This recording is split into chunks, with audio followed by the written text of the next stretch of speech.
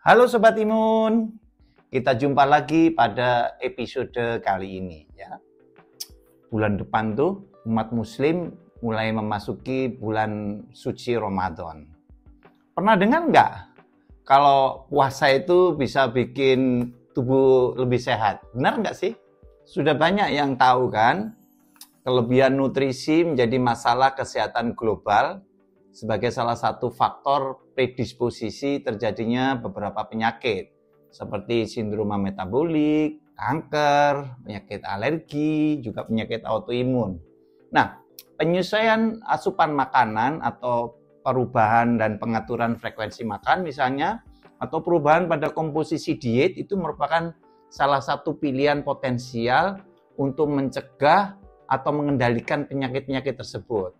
Ya, nah kita akan lihat dalam episode kali ini apakah memang benar puasa itu bisa memiliki efek yang menguntungkan. Bagaimana mekanismenya dan apakah sistem imun juga akan mengalami perbaikan pada saat kita menjalankan puasa. Kita ikuti sampai selesai yuk. Pertama-tama yang perlu kita ketahui sebenarnya apa saja sih metode puasa yang sudah biasa dilakukan orang dan apakah sudah diteliti efeknya. Jadi Sobat Imun, sebenarnya ada bermacam-macam metode untuk puasa. Ada yang disebut sebagai time restricted feeding, ya. Ada juga yang disebut sebagai intermittent fasting. Ada yang disebut periodic fasting atau long term fasting. Nanti kita juga mengenal adanya fasting mimic diet ya. Masing-masing tentu saja punya definisi sendiri-sendiri dan kita tidak perlu bingung ya. Yang dimaksud dengan time restricted feeding adalah tidak ada masukan makanan atau minuman selama 12 jam atau lebih yang dikerjakan tiap hari. Jadi mirip-mirip seperti yang akan dikerjakan oleh umat muslim pada bulan puasa ya, karena pada episode tertentu sejak sebelum subuh sampai nanti maghrib itu tidak boleh makan dan minum ya. Kemudian ada juga yang disebut intermittent fasting. Nah, intermittent fasting ini puasanya dilakukan sama seperti yang tadi, time restricted feeding, tetapi dikerjakan tidak tiap hari. Ya, setidaknya 2 hari dalam 1 minggu. Jadi atau dikenal juga seperti alternative day fasting ya. Jadi kita kenal seperti biasanya adalah puasa Senin dan Kamis ya. Sedangkan di hari-hari lainnya itu tetap makan minum seperti biasa.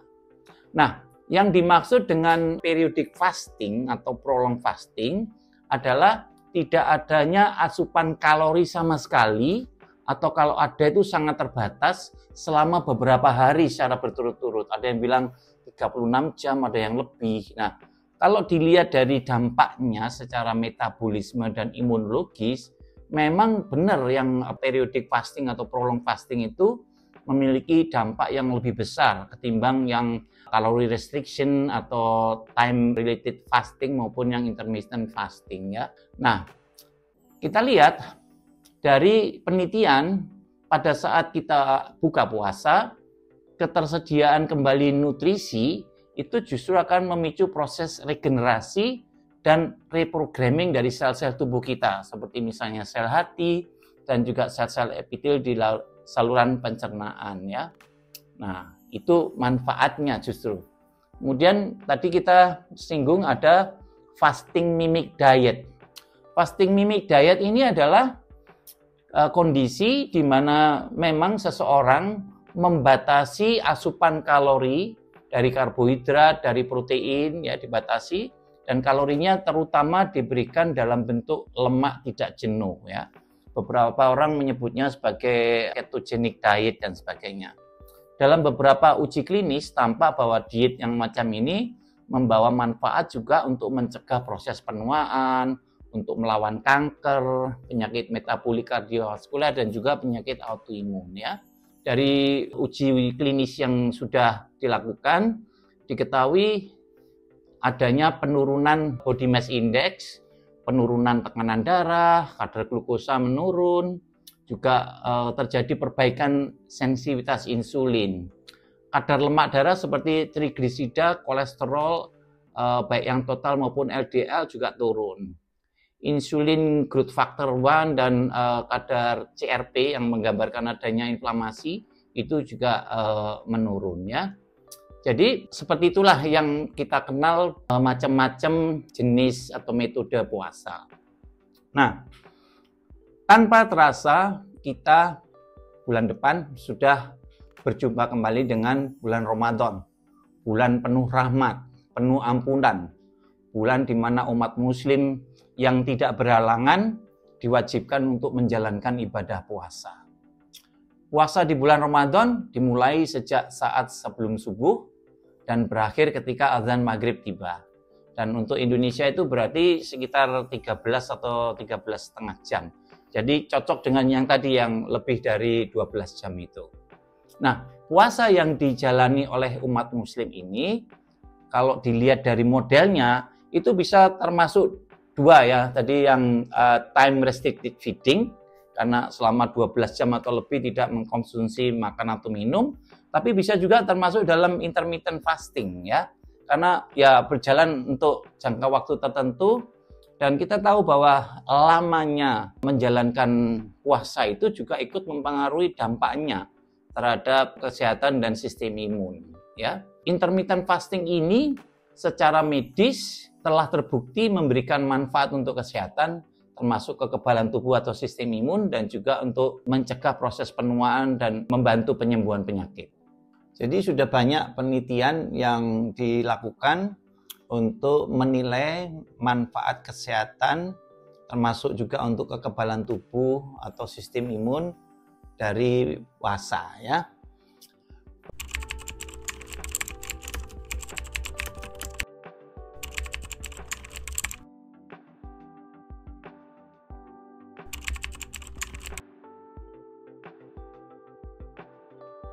Beberapa waktu yang lalu, sekelompok peneliti dari Universitas Johns Hopkins di Baltimore, Amerika Serikat, melakukan studi tentang manfaat puasa intermittent selama 12 jam lebih dan selama 16 jam bagi kesehatan. Jadi dia membandingkan dampaknya, bagaimana kalau 12 jam, bagaimana kalau 16 jam. Dan hasilnya sudah dimuat di majalah atau jurnal kedokteran New England Journal of Medicine volume 381 di tahun 2019 ya. Dalam jurnal itu secara singkat dilaporkan bahwa puasa yang minimal 12 jam akan menyebabkan tubuh mulai kekurangan kalori ya, dan dengan demikian mulai membakar cadangan lemak dalam tubuh ya. Lemak yang dibakar akan menjadi asam lemak dan keton, dan itu dipakai sebagai bahan baku energi. Kondisi ini disebut sebagai metabolic switching yang menyebabkan adanya manfaat kesehatan tersebut di atas ya. Sementara itu, puasa hingga 16 jam akan membakar lebih banyak cadangan lemaknya dan akan lebih efektif untuk menurunkan berat badan ya. Jadi jawaban singkat untuk pertanyaan di atas, ya memang benar. Puasa memberikan manfaat untuk kesehatan, termasuk untuk sistem imun, untuk mencegah penuaan, untuk membantu penyembuhan penyakit metabolik, obesitas, kanker, penyakit alergi, dan juga penyakit autoimun. Ada beberapa konsep yang perlu dipahami ya.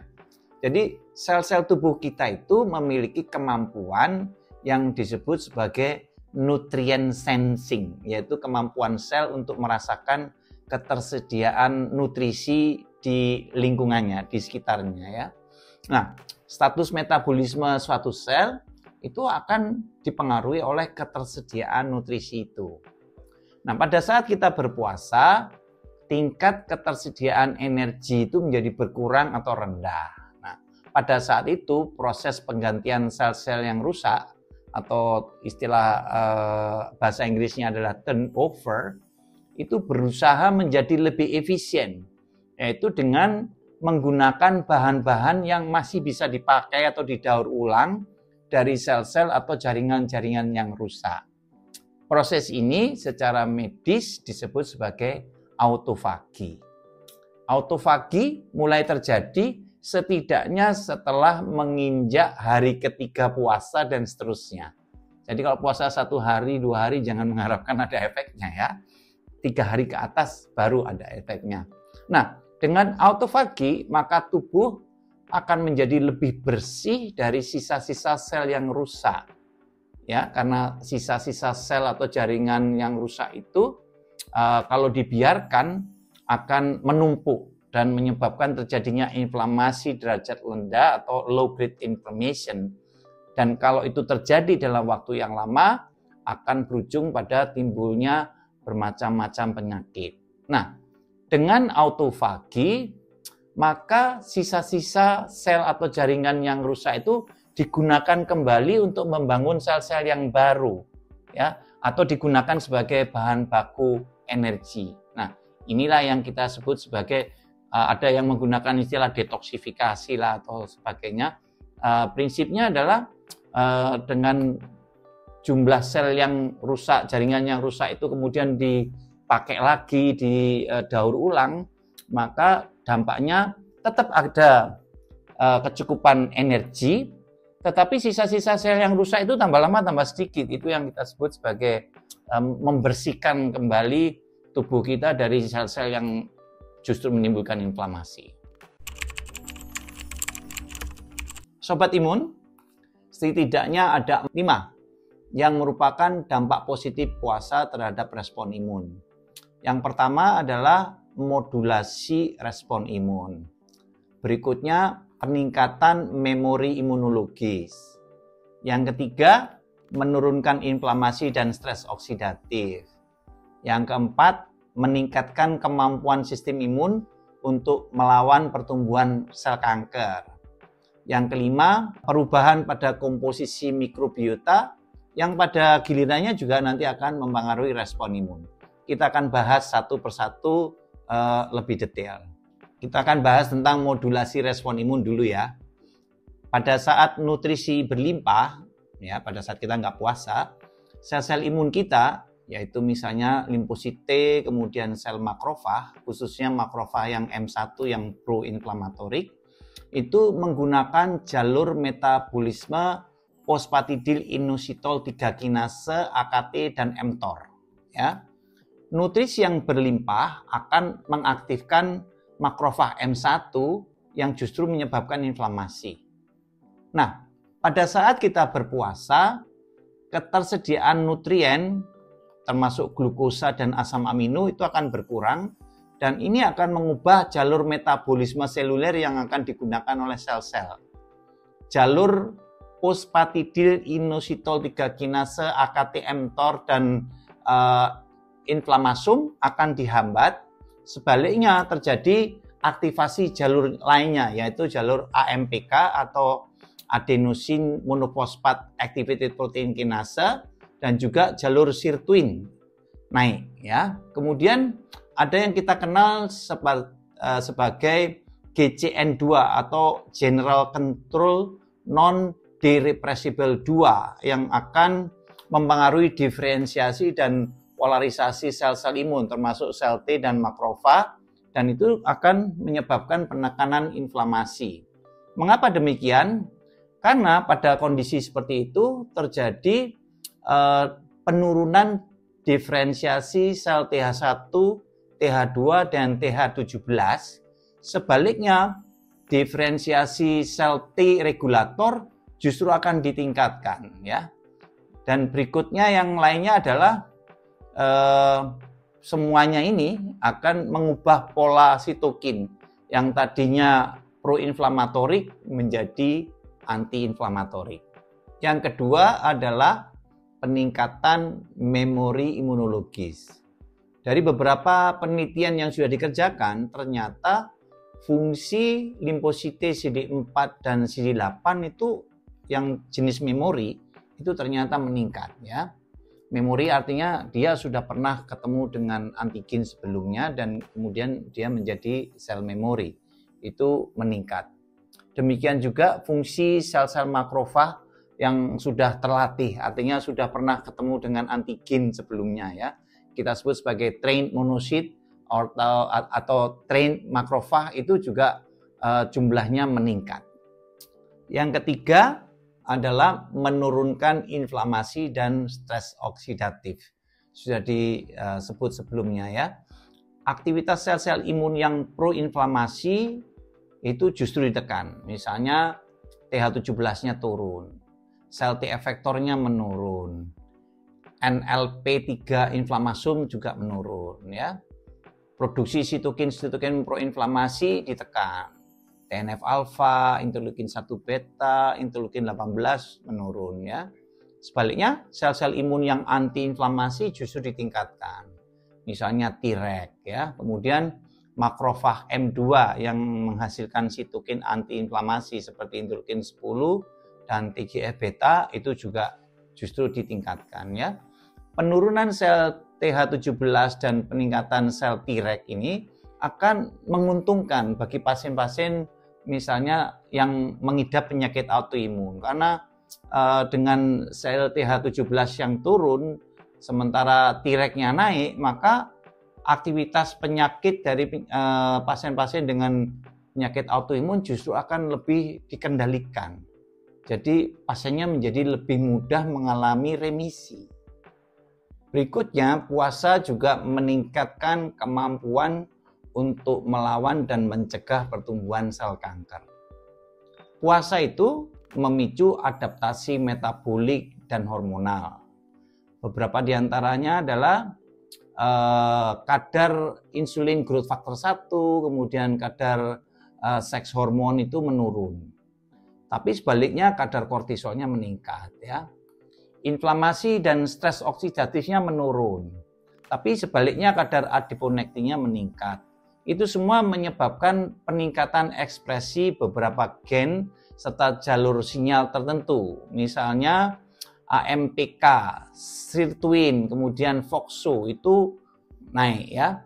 Sebaliknya dia akan menekan atau menurunkan ekspresi beberapa gen atau jalur sinyal yang lain yang ke arah proinflamasi, yaitu fosfatidilinositol 3 kinase, AKT-mTOR, kemudian RAS, MAPK itu akan ditekan.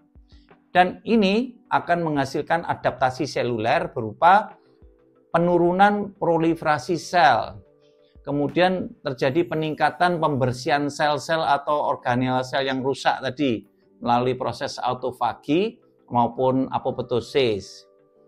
Juga meningkatkan sistem perbaikan di mana sel-sel yang mengalami kerusakan DNA itu DNA repair sistemnya diperbaiki. Terjadi stabilitas genomik ya. Juga kemampuan sel-sel imun untuk mengenali dan mengeliminasi sel-sel kanker juga diperbaiki. Semuanya pada akhirnya akan menurunkan angka kejadian penyakit kanker. Yang kelima adalah mengubah komposisi mikrobiota usus. Presentasi mikroba Bacteroideaceae, Lactobacillase, dan Prevotellase di saluran cerna akan meningkat. Kondisi ini juga akan ikut mempengaruhi perkembangan sel-sel imun di saluran pencernaan, di mana sel-sel TH17 akan menurun dan di sisi lain sel Treg-nya akan meningkat, yang tadi kita sudah bahas berkali-kali. Kondisi ini mendukung situasi antiinflamasi. Di sisi lain kita juga mendapatkan bahwa sel-sel punca epitel saluran pencernaan juga akan mengalami regenerasi.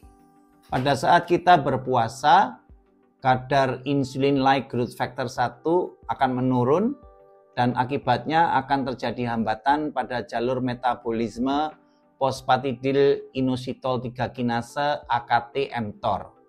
Sebaliknya, dua sensor energi lainnya akan diaktifkan, yaitu adenosin monofosfat atau AMP akan mengaktifkan AMPK atau adenosine monofosfat activated protein kinase, dan nikotinamid adenin dinukleotida atau NAD akan mengaktifkan sirtuin-1 atau SIRT. Berkurangnya ketersediaan asam-asam amino akan mempengaruhi sensor GCN2 atau General Control Non-Derepressible 2 untuk mengaktifkan aktivitas, diferensiasi, dan polarisasi sel T dan sel makrofag. Kadar beta hidroksibutirat yang meningkat sebagai hasil dari pembakaran lemak menjadi asam lemak akan menekan inflamasi melalui hambatan pada NLRP3 inflamasum. AMPK akan menghambat ACC1 atau asetil koenzim A karboksilase 1 yang akan menurunkan sintesis asam lemak. Akibat penurunan sintesis asam lemak itu, maka diferensiasi sel TH1 dan sel TH2 juga akan menurun.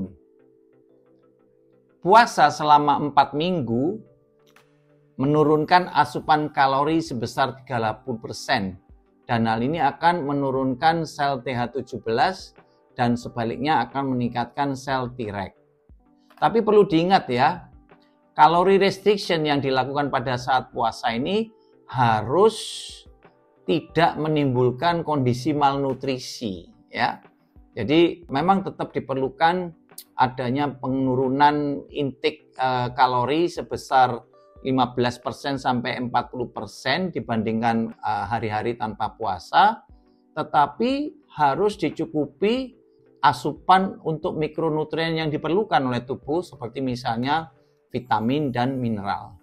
Jadi sobat imun, puasa yang dilakukan dengan benar justru akan bisa membantu tubuh menjadi lebih sehat, yaitu dengan cara membersihkan diri dari sisa-sisa sel atau jaringan yang mati ya, kemudian juga meningkatkan sistem imun ya, sudah jelas di atas ya. Tapi harus diingat bahwa kecukupan vitamin dan mineralnya harus dijaga. Karena itu untuk sobat imun yang pada bulan Ramadan ini akan menjalankan ibadah puasa, kita ucapkan selamat menjalankan ibadah puasa di bulan suci Ramadan dengan benar, dengan penuh keimanan dan dengan keyakinan bahwa justru dengan berpuasa itu kita menjadi lebih sehat. Selain juga mengharapkan pahala yang hanya Allah yang tahu apa bentuknya ya. Dan tentu saja kalau pas lagi berbuka puasa atau pada waktu sahur, jangan lupa menambahkan konsumsi suplemen vitamin dan mineral supaya tidak terjadi kekurangan atau undernutrition. Sobat imun, saya kira itu yang bisa saya sampaikan tentang manfaat di bidang imunologis dan kesehatan dari puasa ya. Kalau sobat imun masih punya pertanyaan lain seputar puasa dan kesehatan, tolong tulis di komentar ya. Semangat untuk puasanya. Salam imun sehat.